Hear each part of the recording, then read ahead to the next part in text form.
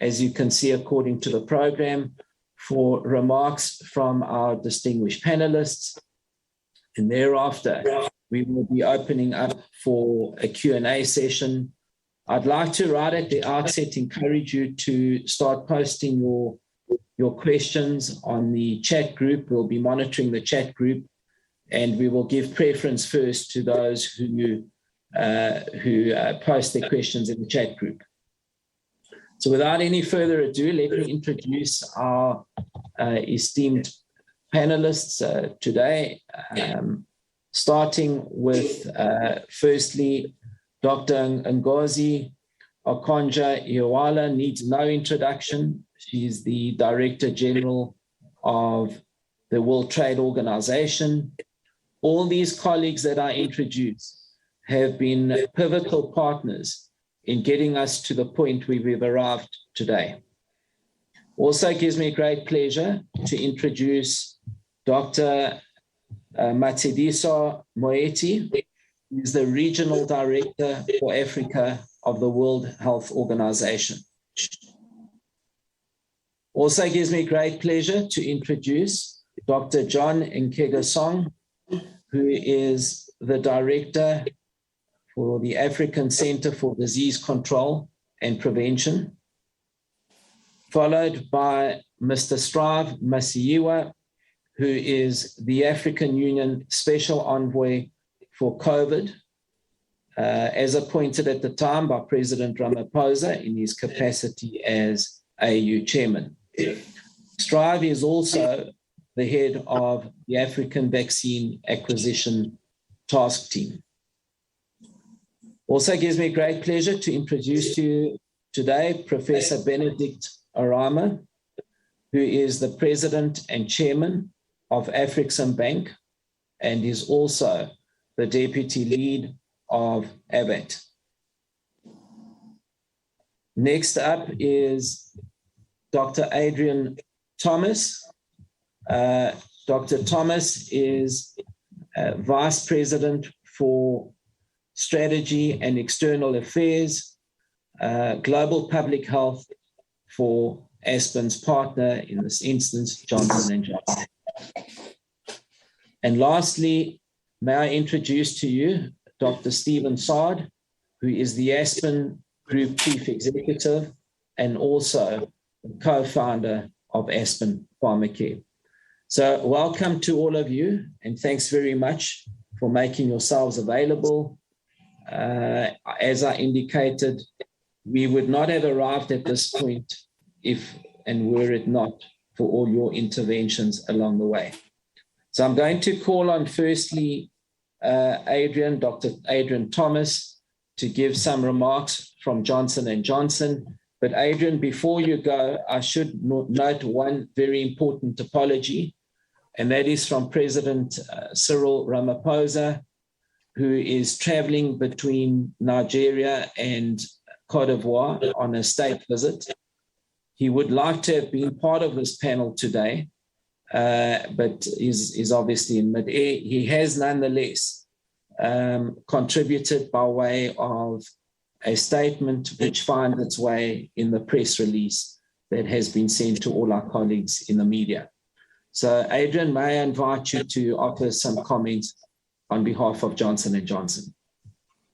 Thanks very much, Stavros, and it's a privilege to be here and offer some comments from Johnson & Johnson. Before I do so, I want to recognize the leadership that has resulted in this milestone, this incredible milestone, and particularly the leadership out of the African Union from Strive, as well as from President Ramaphosa representing the African Union in the time that we formed this partnership, as well as the leadership of the World Trade Organization, the World Health Organization, and other multilaterals, but also yourself, Stavros, and Dr. Saad for being there as our partners, not just in this current episode of the pandemic, but also as trusted partners in manufacturing in Africa with Johnson & Johnson in the past. Today is a really important day, both in the fight against COVID-19, but also for the future of African health. We recognize that today we're moving closer towards enabling not just contract manufacturing of a vaccine within Africa, but also expanding that strategic partnership to offering a commercial license to be able to make sure that we address vaccines equity and priority for the African continent from a company that is based in Africa, representing Africa for people living in Africa. And this comes at a crucial moment. I'm a physician, and Africa's COVID-19 vaccination rates are significantly lower compared to those seen in high-income countries, and we need to do something differently. Quite simply, without widespread vaccination and access to vaccines, this pandemic will not come to an equitable end. Johnson & Johnson has long been committed to supporting Africa's response to COVID-19 through clinical trials and our development program, large-scale studies, including the Sisonke study in South Africa, and first-of-their-kind purchase agreements, as well as supporting Aspen, our trusted partners in manufacturing our vaccine. Now we're pleased to reach an advanced stage of discussions that are finalised, and we hope that will be quickly, would grant Aspen a license to produce an Aspen-branded African COVID-19 vaccine using drug substance provided by Johnson & Johnson as the first step. A final agreement between our companies would mark an important step towards increasing the capacity and expertise of vaccine manufacturing, but also independence of manufacturing in Africa for Africa. But there is more that needs to be done, and we need to solve for the current pandemic. We call upon the global community to prioritise a clear plan to scale up investment across the African continent in that specialised vaccine manufacturing infrastructure, which has to include skilled local workforce needed to rise to this challenge. At Johnson & Johnson, we're committed to supporting this future, and we're delivering on our commitment to make available 900 million doses of our COVID-19 vaccine to the African Union and COVAX facility, while continuing to collaborate with African scientists to evaluate our vaccine, including future variants. This step, which is an important milestone for us in the partnership with Aspen, is an important step towards that future. Only by working together can we bring together the necessary skills, expertise, and resources to support the vaccination of people who are in most need at this critical stage of the pandemic. I thank you all for your time. I look forward to the discussion, and we're proud to be part of this important milestone in manufacturing in Africa. So thank you very much. Dr. Thomas, thanks very much for that message on behalf of Johnson & Johnson, and also for your commitment as an organization and you personally to building local capacities on the continent. I would now like to invite Dr. Ngozi, of course, our WTO Director General, comes from Africa. I'd like to invite her to offer some remarks. Thanks very much. Well, thank you very much, Stavros, and greetings from Geneva. Let me start by congratulating Dr. Stephen Saad and of the Aspen Group, and Dr. Paul Stoffels, Dr. Thomas of Johnson & Johnson, for reaching this vaccine licensing agreement. And let me also thank, even though he's not here, President Cyril Ramaphosa, President Tshisekedi, in fact, all the African presidents for their really strong leadership on the issue of vaccine production and vaccine equity. It is with delight I congratulate my brothers, Dr. Nkenga Song, Mr. Strive Masiwa, Dr. Benedict Orama, and a sister who is not here, Dr. Vera Songwe, for their work on the AVAT platform, as well as on the vaccine manufacturing initiative. I know that this new agreement is the result of several months of effort and considerable investment. We at the WTO are pleased to have played a part in helping to move this licensing agreement to a timely conclusion. Our periodic meetings with vaccine CEOs have provided a forum where we can all work jointly to solve problems of vaccine production, distribution, and equity of access. vaccine manufacturers have been able to exchange with each other. It is my sincere hope that this license agreement will represent another step on the way to achieving a more diversified and decentralized global manufacturing base. This is why we are so proud to see this happening on the African continent. This is the kind of action that I referred to when I wrote my article on the third way. As of last week now, nearly 7.8 billion doses of COVID-19 vaccines have been administered worldwide. 2.9 billion doses have been traded across borders by mid-November. These numbers are remarkable when we think that a year ago, only a few million doses had been administered, and practically none were being traded. Production capacity has grown to about 1.5 billion doses per month. But it is not enough, especially as growing signs that booster shots will be necessary to add a multiple to global production requirements. Yet, according to Quartz, 60% of available doses have been procured by 5 countries or economies, and 1/3 of doses are stockpiled, waiting to be used.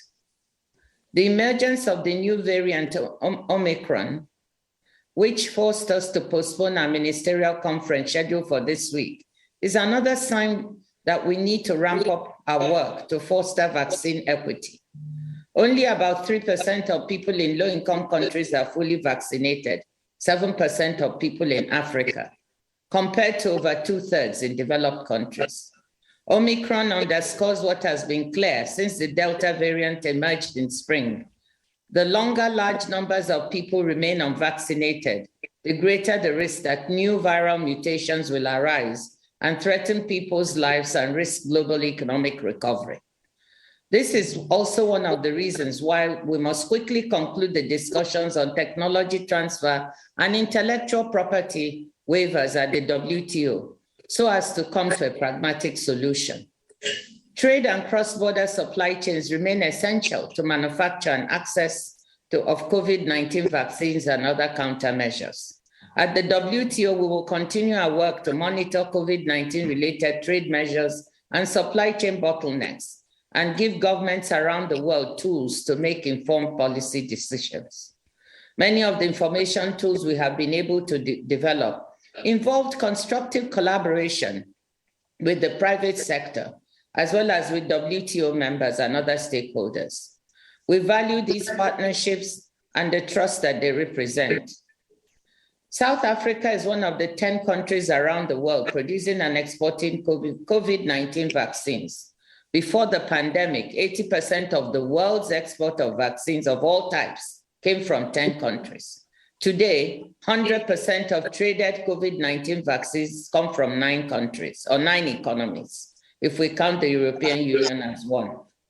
This is not surprising, given that these vaccines are new, and in many cases, so are the production facilities, like the one expansion being contemplated by Aspen.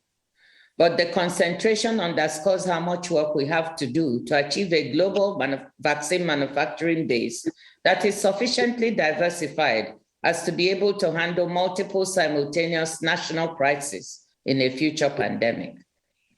I congratulate President Ramaphosa and all South Africans for fostering a fertile environment for science and technology. I hope that this experience can be replicated so that we can be better prepared for emerging health crises. At the WTO, we will continue to work towards supporting equitable access to vaccines. Multi-stakeholder collaboration is essential to achieve this objective. Together with the heads of the International Monetary Fund, the World Bank, and the World Health Organization, we are working in the framework of the Multilateral Leaders Task Force to accelerate the delivery of COVID-19 vaccines, diagnostics, and therapeutics to low and middle-income countries around the world. Thank you for inviting me today. Thank you for sharing this occasion. This license agreement shows that collaboration is possible, that we can find ways to collaborate with each other, even as the WTO continues negotiations on a response to the pandemic, including IP issues. I hope that this license agreement will be fruitful for Africa and serve as one of the examples of how voluntary licensing can help solve technology transfer problems and save lives. Congratulations to Aspen, congratulations to J&J and to all the teams who worked so hard to make this possible. Thank you. Dr. Ngozi, thank you very much for those most inspiring words.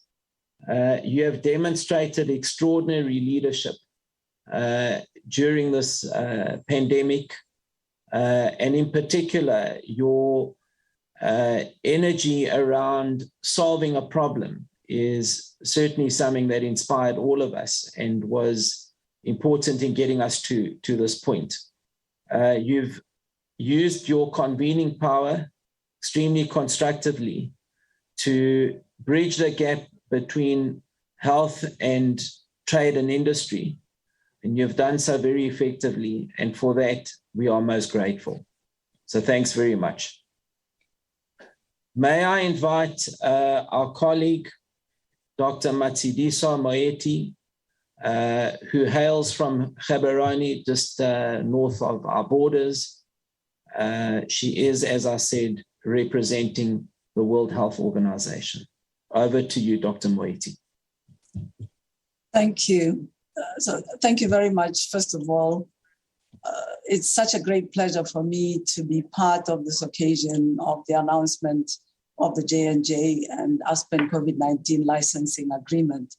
What an incredible moment it is. So I'd like to thank you for the invitation. I'd like to commend all my colleagues, sisters and brothers who have been working behind the scenes to make this happen. A huge congratulations, of course, to the two main entities concerned on this, and acknowledgement of the leadership of President Cyril Ramaphosa and indeed all the African leaders for the determined way in which they've responded and taken action around this pandemic. And I say that as somebody who has worked for many years in public health on the continent, was very much part of the scene as we worked on HIV at some of the most difficult moments. So for somebody like that, this is a really transformative moment. And I'd like to thank all those who are involved in making this decision, particularly J&J and Aspen. Congratulations for making us all very excited at this extremely challenging time for the whole world and particularly for Africa.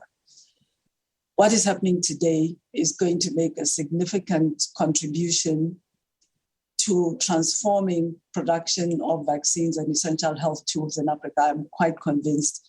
And we were happy that there's been some beginnings as well following the launch of the mRNA vaccine technology transfer hub in South Africa earlier this year. So we are seeing a really exciting moment on the continent, but this is a truly transformative moment. I'm happy to be part of it.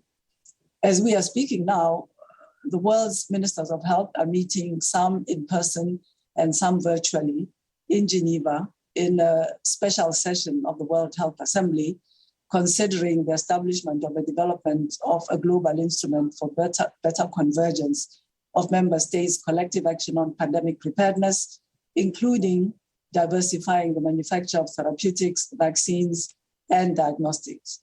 This has been a recurrent theme in the statements made by countries at all levels of development since yesterday. And the recent emergence and announcement of variants like the Omicron are a reminder and have really focused the minds of these leaders in health on the urgent need to accelerate COVID-19 vaccine availability and uptake and diversify the manufacturing of these vaccines in places regardless of the economics. The speed and the transparent ways in which South African scientists and scientists from my own country, Botswana, and the governments made the global community aware of the emergence of the variants was commended widely by the ministers. I'd like to really commend not only the African Union, but also Dr. Ngozi, Strive, Dr. Benjamin, and John Gengasong and the team that's played such a strong role on the African continent supporting the political leaders.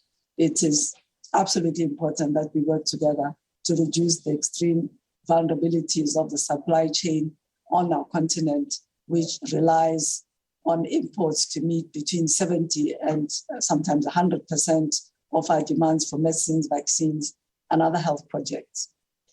Today's event is proof of how collaboration and smart partnerships can work. It really gives us reason to be optimistic that we can actualize the African vision of seeing 60% of the region's vaccine needs manufactured locally by the year 2040. So we as WHO congratulate, as I said before, both Aspen and J&J for signing this really milestone agreement. It's a very important step towards a reality in which Africa manufactures quality COVID-19 and other vaccines for its own populations. And from the regional office in Africa, we will continue to provide support and to advocate for boosting of local manufacturing of medical products, including vaccines. We see this as being absolutely essential to ensure health security and access to safe, quality, and efficacious medical products in Africa. Again, it's a hugely proud moment, and I'm so glad to be associated with this event. Congratulations, and we'll be a partner accompanying the countries all the way as you roll out this vaccine. Thank you. Dr. Moeti, thank you very much for those insights. And in particular, thank you for your leadership on the continent and also for being very often the conscience of the continent. Very important partner of the WHO in getting us to this point where we find ourselves with a vaccine for the African continent. So thanks very much to you and your team for the role that you have played. Colleagues, ladies and gentlemen, unfortunately, Dr. John Nkeda Song is not able to dial in at this point in time. We will try and get him on, but in the interest of time, let me invite Professor Orama to provide us with his remarks. Professor, over to you. Thank you. Thank you very much, Stavros. Today is a remarkable day for our continent. That is why we add our voice in congratulating Aspen Pharma and Johnson & Johnson for this milestone. It paves the way for Africa to begin to take control of its health security.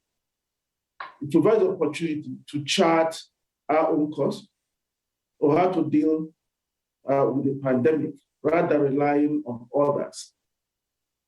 It provides a platform for us to join the coup rather than being shoved aside. But beyond all of this, there's an important lesson of the events today. It tells us that development will not come because we wish it. It will not come because we beg others to give it to us. It comes because we work towards it and because we demand it. We thank Aspen Pharma for its excellent manufacturing facility that helped make the case. We thank His Excellency President Cyril Ramaphosa for the leadership, without which I believe we will not be announcing this important milestone. And to our sister, Dr. Ngozi Okonjo-Iweala, who have been working very, very hard to ensure that there's a broad access to intellectual property with regard to the COVID-19 vaccines and other therapeutics. We say also a big thank you. With the negotiating skills of Mr. Pasiwa certainly helped to bring today's event to what we are celebrating. And of course, our other colleagues in the VAT, Dr. Kegason and Vera Songo. And for us at Afreximbank, we are very pleased to have provided a $2 billion facility that helped close the case. So today, we also celebrate an important thing, that going forward, that we can tell those who want to donate vaccines to Africa that they can kill two birds with one stone. Donate vaccines and create employment on the continent by donating African vaccines. Before, we couldn't say that. So we thank Aspen for making it possible. We thank Johnson & Johnson for supporting Aspen and creating this platform for us to be able to say that and use the situation we find ourselves, the pandemic, as an agent for development. For us at Afreximbank also, we have facilities dedicated to supporting those who want to manufacture vaccines and other pharmaceuticals to acquire intellectual property. We can finance the license fees. We will provide the assurance, the guarantees that will make it possible for those who want to grant those licenses to feel comfortable, knowing that the license will be used in accordance with agreed terms.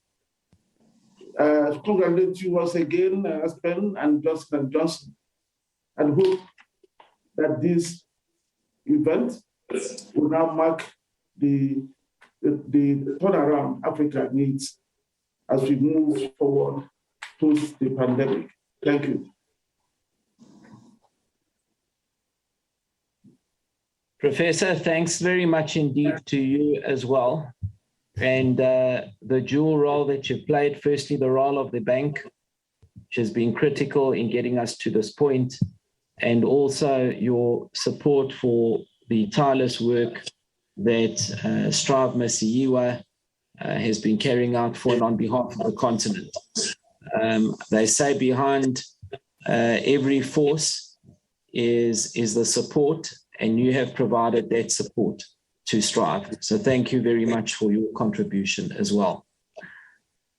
Colleagues, Dr. John Nkedasong is not going to join us regrettably.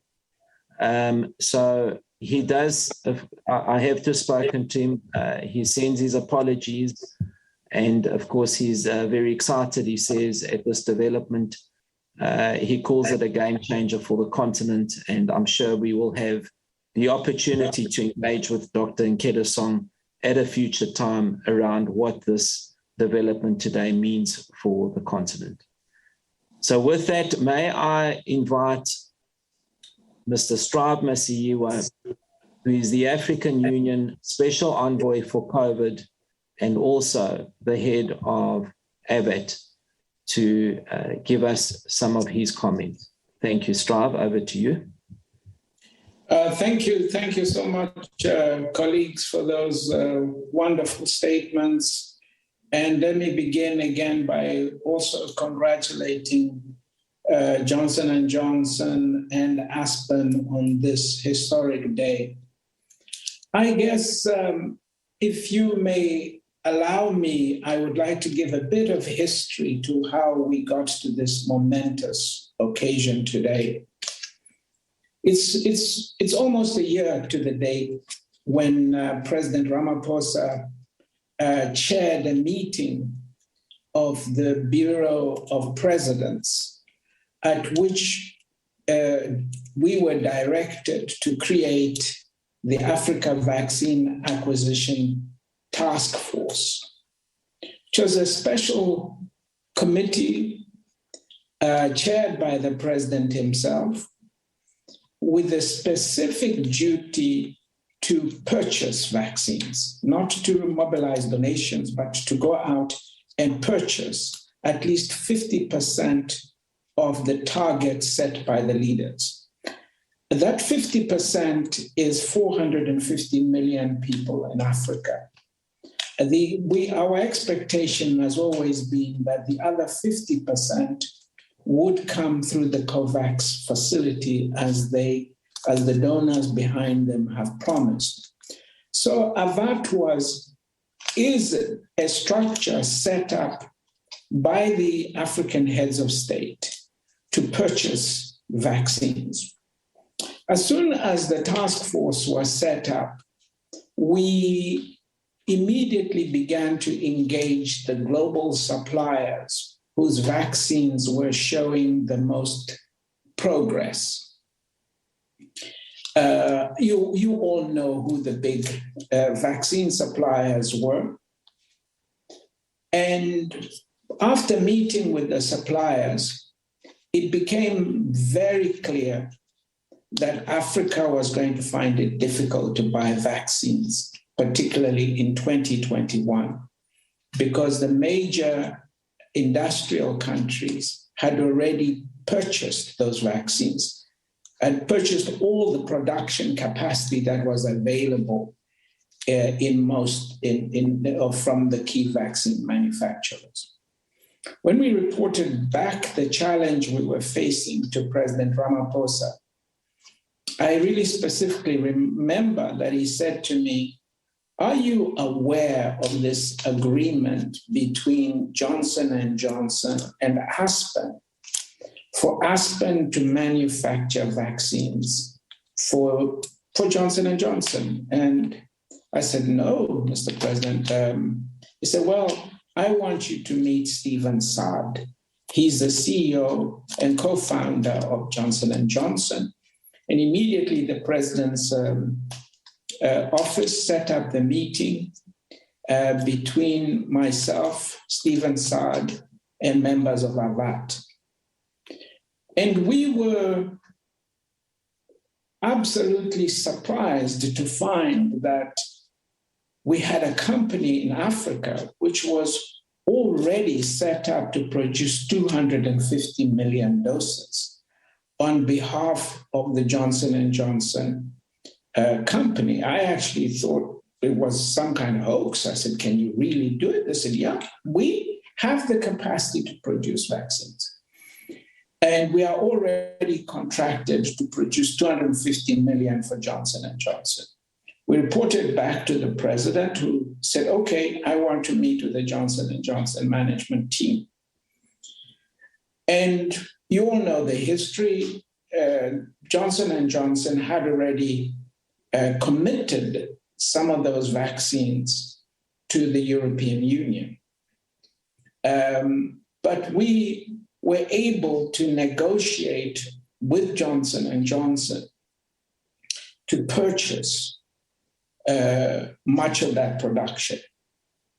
So that agreement was reached at the end of March. But as I've said often, that agreement would not have been possible without Afreximbank, because the African Union does not have a balance sheet. We don't have money at the African Union. We have to go out and raise the money. And to enter into a contract to purchase these vaccines, we had to turn to Afreximbank. And Afreximbank's major shareholders are the African member states. And they had to have a special meeting at which they increased the capital of the bank so that it could provide an immediate guarantee, as well as pay all the deposits that were required. Otherwise, we would not have been able to collect all the money from the different countries and then go to the supplier. It was too complicated. So Afreximbank purchased these vaccines for Africa in advance. And, so for me, when the history is written, it's Stephen Saad and Aspen on one side, an African company stepping forward, and the role of Afreximbank and African Bank. So we were able to secure the advance purchase agreement so that production could start at Aspen, even before a single African country had stepped forward to say they would purchase the vaccines. All the risk was taken by Afreximbank and its shareholders, and I really want to recognize the 10 largest shareholders of Afreximbank, such as Nigeria, Egypt, Zimbabwe, and many other countries that met in an urgent session to make this money available for Africa to get the vaccines. So once the agreement was signed, payments made, we then turned to the member states to tell them that, look, this is what we have agreed. Can you please come forward and purchase vaccines? But in the process also of discussing with Johnson & Johnson and Aspen, what became clear to us was that the arrangement of a contract supplier was not as flexible as a licensee.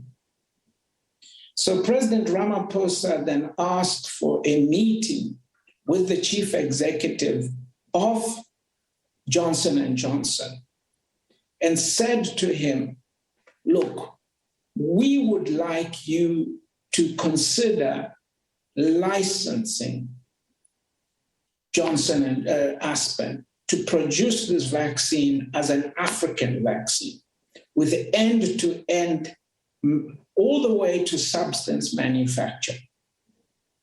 It's a historic thing for which I will always be so grateful, because I was able to be there and to listen to President Ramaphosa put this to the Johnson & Johnson chairman, and the Johnson & Johnson chairman said, yes, we are willing to transfer the full capability to produce this vaccine to Aspen because we consider Aspen capable of producing the vaccine.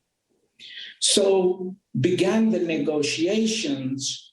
We said in the meeting, look, you are companies, you do the negotiations between you. We don't want to be involved in your terms and your commercial terms and agreements, but we would like it done by the 30th of November. And today is that date. And today is the day on which this agreement has been concluded. And this vaccine is going to be produced now as a licensed product, which means when we want to talk about purchasing vaccines, we go to Aspen. We don't go to Johnson & Johnson, which is a major, it gives us the flexibility. It gives us the, one of the key things that we have called for, which is security of supply. We have not had security of supply as a continent. So today, I am so pleased that we can say production of this vaccine under license, just like they do in India, has begun.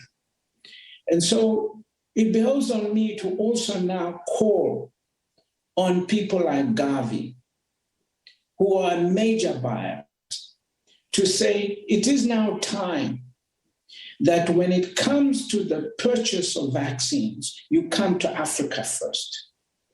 Because unless people like Gavi step forward and begin to talk to African industrialists like Aspen to produce vaccines, we will not deal with the problem that Africa found itself in, which was to be pushed to the back of the queue.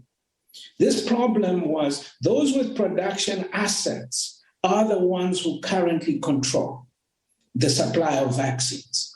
So we today have taken a major step forward. I urge Aspen and Johnson & Johnson to complete the commitment, which is that it must include substance production within the next 2 years. This is a step forward, but we have to complete that work. But today we can all sleep a little bit easier now, knowing that we will be purchasing vaccines from an African supplier. I'm pleased that the production level that they promised us has also been increased from the 250 million to 400 million per year, which is important, particularly as we move into boosters. Let me conclude by saying the contract between Johnson & Johnson and the AVAT is going extremely well. We are very pleased. We meet every single week. Deliveries are going to the countries. And any country right now which needs more vaccines, just call us. We are moving forward. Thank you very much. God bless you. Strive, thank you very much. Again, it's always of great inspiration listening to you. As you said, there are many historical chapters to this journey. And I suspect when the story gets written, you will feature in every single one of those chapters. I think what a lot of people don't realize, Strive, is you are not a medical person. You're not in the pharmaceutical vaccine business. You've done this of your own time on a voluntary basis, trying to still run your own business, which is not a small business. And you've done this for the betterment of Africa and for humanity. So we owe you a significant debt of gratitude, both for your leadership and also what you have done for this continent in its time of need. Thank you very much, Strive. Ladies and gentlemen, may I lastly call upon the Aspen Group Chief Executive, Stephen Saad, to provide us with his comments and officially launch the name Aspenovax. Thank you, Stephen. Thank you, Stab. Really appreciate that.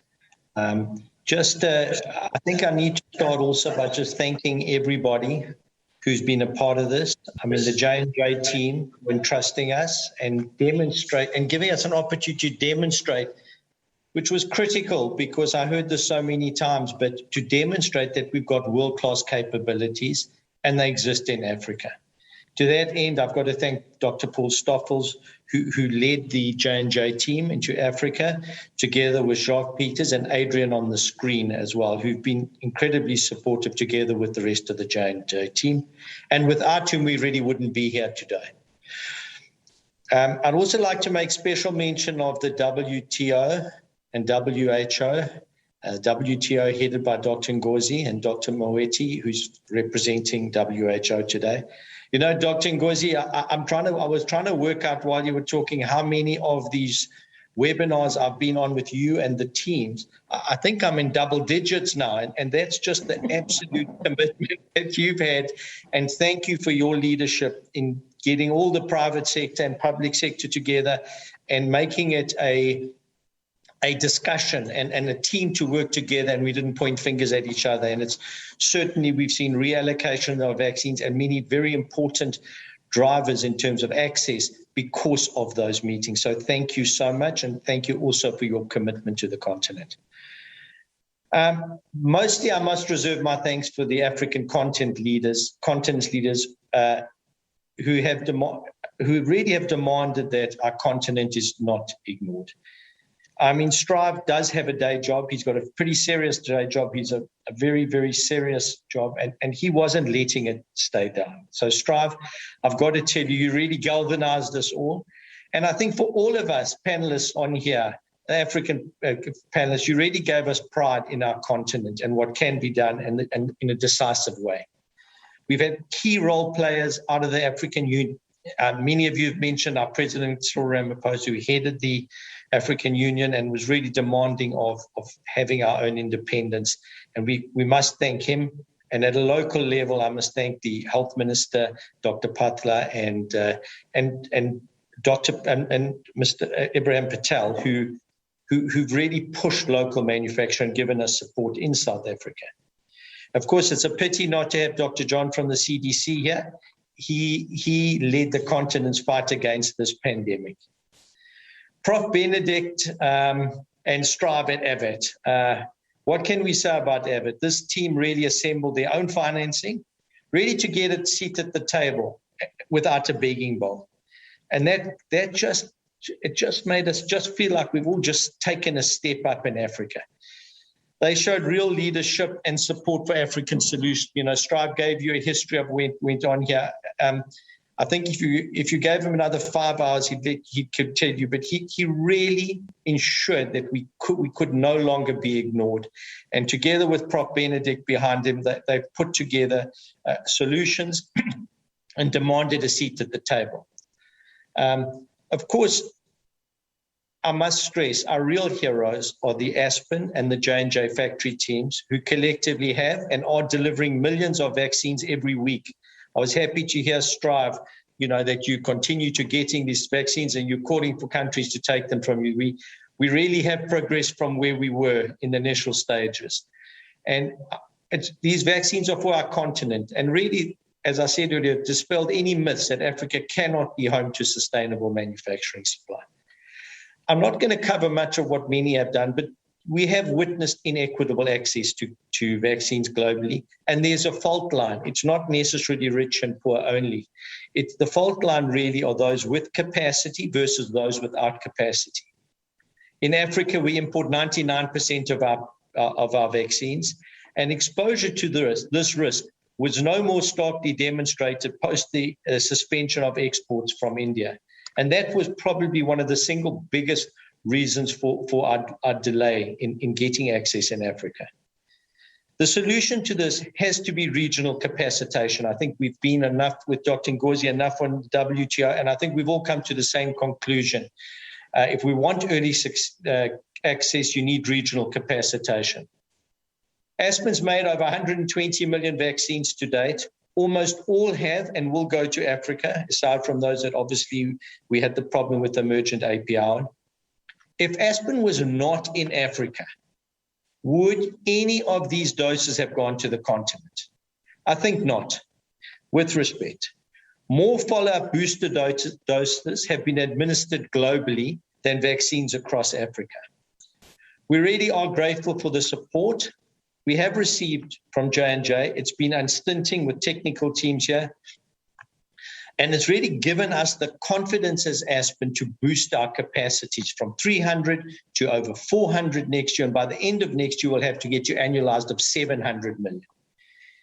It's still short of our aspirational target. We really want to get to 1.3 billion doses to be able to say, on the continent, we have got for one African, we've got one vaccine. And to this end, the multilateral procurement, we have been proactively engaging us. And they've seen the risk of having concentrated supply, which Dr. Ngozi discussed earlier. And they've expressed a commitment to helping support regional procurement. And I think this will be very important. The license from J&J, as Dr. John said, it is a game changer. African vaccine gives you independence, and it gives you speed of access to IP. The independence, really, we gain the autonomy of releasing this vaccine. And as Strive said earlier, we can determine where that vaccine goes and whom we sell it to. And the speed of access is we've seen a lot of issues around IP and IP waivers, and this obviates for those hurdles related to IP. And also because it's a tech transfer, it's a more efficient process for early entry. As with pioneering solutions found for voluntary licenses over a decade ago in ARVs, for ARVs, and sort of probably gives away how long we've been here for, but we hope that this vaccine license and the related tech transfer may serve as a blueprint to really assist capacitate both Africa and other developing markets. And in so doing, we truly give substance. And I mean substance because this is a term that's often used, but I don't know that we live it yet as a global community. So it's give substance to our global commitment that we are not safe until we all safe. Thank you. Stephen, thanks very much for that. And in particular, thanks for your bold and decisive leadership, Stephen, your vision on the continent. The continent would not be in that position without your bold and visionary leadership. Ladies and gentlemen, I am acutely aware that we are moving into a Q&A session. We are not going to have a lot of time. So in the interest of time, I've clustered the questions that have been posted.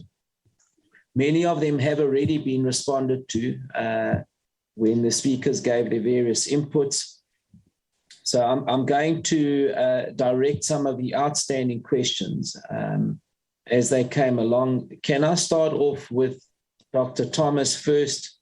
Adrian, would you like to comment on whether you see a drop in efficacy as Moderna allegedly stated today with respect to the Omicron variant? And would you care to comment on the 900 million doses for Africa that you referred to? Sure. And look, I think there's one thing that we all have to do as a global community, and that is to not get in front necessarily of the science. You know, the pandemic is evolving, variants are evolving, but the number one thing we know is, you know, the best way to prevent transmission and evolution of resistance, the emergence of new variants, is to vaccinate. So let's focus on vaccinating people. The second thing is, we've seen that, at least for historic variants, that the vaccines have provided adequate coverage, very good coverage. We don't know whether that will be the case for Omicron. All of the manufacturers, including J&J, are rapidly assessing this and will make whatever adjustments are required. And we're already working, as I know many of our colleagues in the industry, we're already working on tweaking the vaccine if necessary to cover the latest variant. We should not get ahead of that. I think the other thing I wanted to mention is there's this concept of rapid vaccination, and I want to cover it not just because we want to protect people, but to protect from transmission, which is only possible when you get to very high rates of population vaccination, and that's what we hope. You know, this recent agreement and expansion of our strategic partnership with Aspen will achieve in Africa in particular. So those are you know, a couple of the comments I'd make. What was the other question that you had, Steph? The 900 million doses. Yeah, we committed early on to 500 million doses through COVAX, up to 400 million through the Africa Union. We remain committed to that from any source. You know, I want to point out that it's a very difficult position for all of us to be, you know, responsible for solving a pandemic.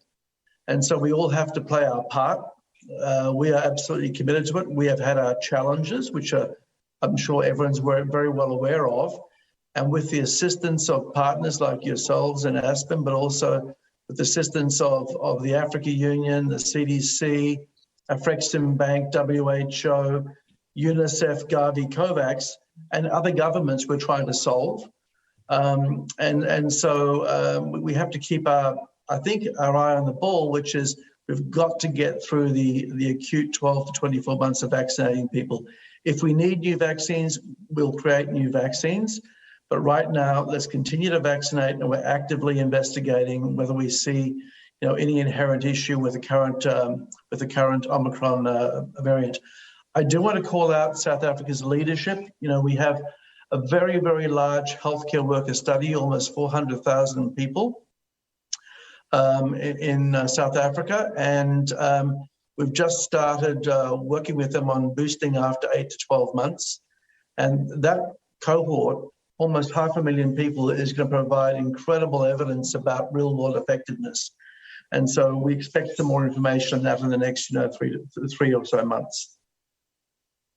Adrian, thanks very much. I'm just going to take two more panelists. Unfortunately, we have run out of time. Stephen, if I can defer the following to you. Aspen's plans around drug substance. And then, Steve, no surprise, Alex come with a whole lot of questions around EBITDAs and profit per vial and profit per dose.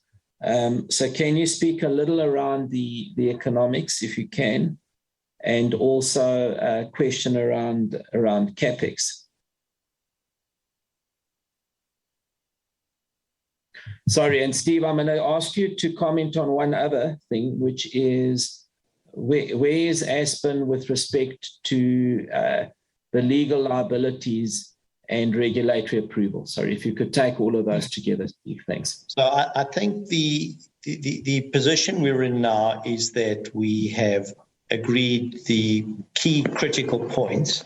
And so all of those areas, whether it's substance pricing or commercial terms, legal liability, so we've now in a position where all of these matters have been fleshed out, and we have these in our non-binding term sheet, and will now be fleshed out. So I think we've tried to deal with anything that could be a crinkle up front. In terms of the commercial realities of this contract, we're really not in a position to comment on profitability at the moment. As at the moment, we don't have current orders, and I don't really want to speculate on pricing, because that, of course, your sell price determines what you do. But what we can tell you is that it is our intention to be competitive with current pricing terms. We don't really want to ask for any favors, and to the extent we can be more competitive, we will be. Our current focus at the moment is to register Aspanovax with authorities, SAPRA, World Health Organization. We've got a lot of work to do there. We also want to focus on accrediting. We've got the other line coming on, so to increase our capacities to over 400 million. And we really want to try and bring that line on as soon as possible, preferably during Q1 of next year. And we want to focus also on engaging with multilaterals who've committed to sort of regional procurement. To the extent we get profitability, because we don't know the extent of to the extent we have high profitability or better profitability out of this, it really would go to enhance. We'd hope that the profitability could be applied to, our intention certainly would be to enhance our capacities, because we really want to push for our aspiration of one African, one vaccine. I would say, somebody asked, I think in this question, how much more would it cost? You know, it cost us a lot to get the setup. So it's a big footprint. You build a house and now you just add to the rooms. Maybe with 100 million euros more, we could get to the 1.3 billion. We'd also like to be able to invest in building a broader regional capacities across Africa. I don't think in the same way we have seen a few countries with the capability to make vaccines. I think in the long term, Africa too needs to look at broader capacity, a broader reach. And so we'd like to work with some of the other people on the continent to create that. And also to be able to apply funding to invest in a pipeline, in a vaccine pipeline. And of course, we would look to make sure that pipeline had a real focus on African products. So I think that's where we are in terms of what I can speak very broadly. We can speak broadly on at the moment. Stephen, thanks very much. I'm going to take the final two questions. The first directed to yourself, Strive. Can you speak with respect to the requirement for African volumes? What do you anticipate these volumes will look like in the foreseeable future?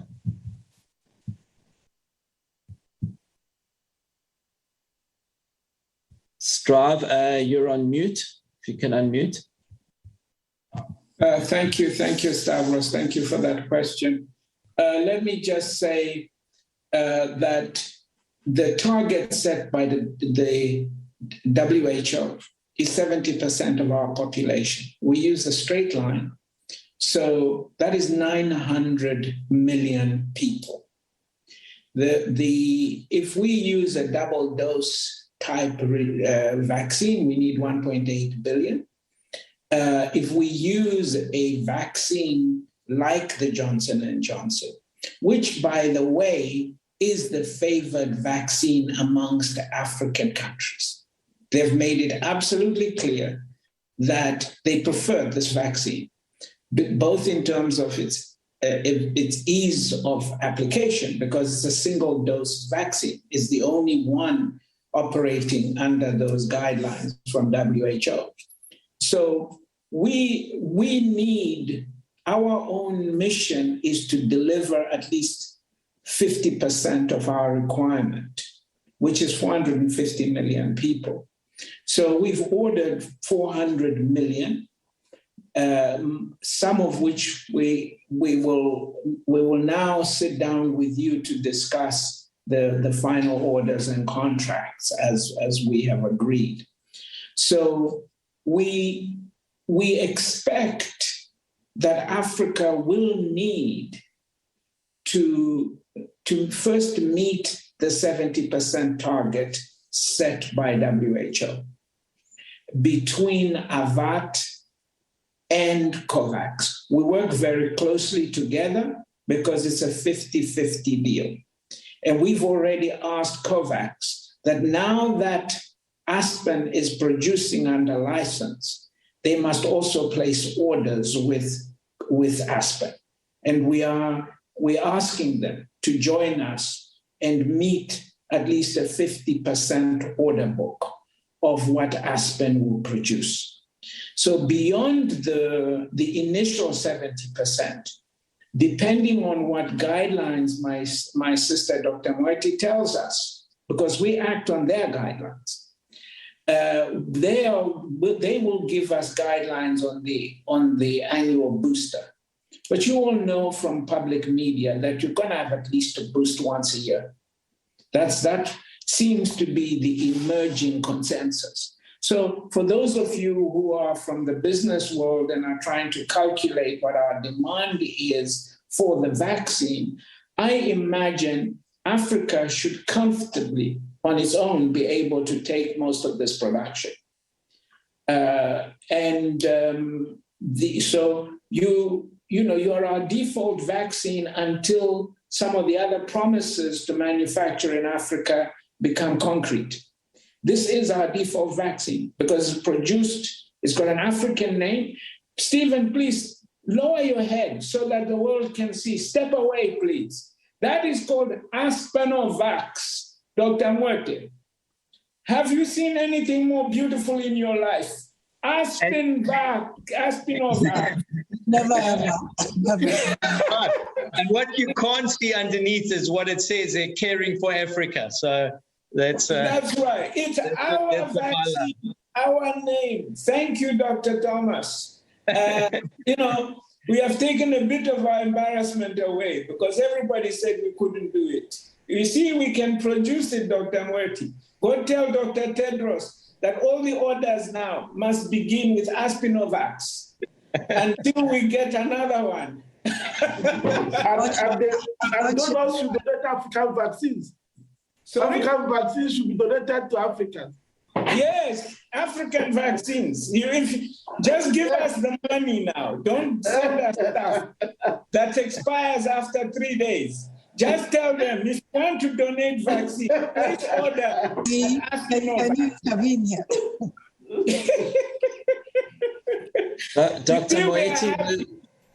Moeti, would you like to add a comment? In fact, I was going to direct the final question. I realize we have run over time and we need to end this press briefing. But would you like to offer a final comment? There was a question directed at yourself and Dr. Ngozi. What does this mean for solving Africa's inequality or vaccine inequality and uneven distribution? Thanks. Great question. No, I think, it's been said already, it's a transformative moment. I think it'll make a huge difference.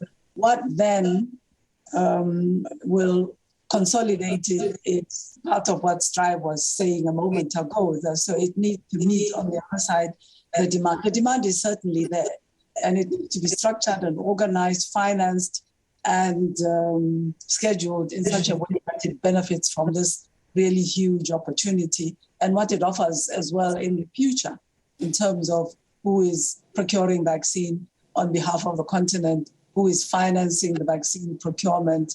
I'm sure we're all aware of the need for that to be predictable in terms of availability of the resourcing and the timing. I think it's a truly transformative moment. And, as I've said before, based on previous experience, African countries are waiting for this. And I think the experience with the financing from the Afreximbank, with the African Union's forming a framework for this, is also a very good experience. I'm sure we've learned what it takes to put the resources together to make this manageable, predictable, and growing. Because there's no doubt that, like everybody, we're learning what are the implications in terms of the immediate COVID need for boosters, expanding age groups that are being vaccinated. So I think it's a great moment right now. The need is huge. There's work to do to improve the capacity to absorb and to use on time.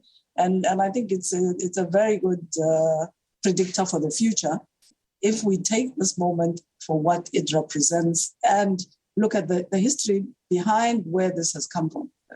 I think where there have been attempts that have not quite gelled in the way that this is looking like doing.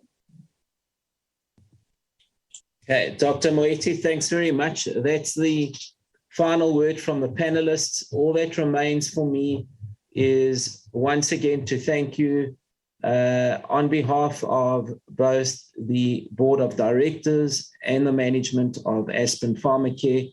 We thank firstly our panelists, our participants, and of course our colleagues from the media who have also played an important role during this pandemic, and it's a much appreciated role. Today is a historic moment. It's the moment where Africa has its own COVID vaccine. Strive, as you said, people doubted whether it could be done. Well, here's living proof and evidence that it can be done. So, ladies and gentlemen, thanks again. Enjoy the rest of your day, and we look forward to further announcements of this magnitude from the continent. Thanks very much. All right, that's Aspen's webinar to address the expansion of Africa's COVID-19 vaccine manufacturing capacity. Some important notes here. J&J saying they will grant Aspen a license to enable intellectual property. Aspen in response saying that the license is a game changer as it gives the African vaccine credibility. So that's Aspen's webinar on accelerating vaccine security then on the African continent. Let's take a short break. More news coming up after this.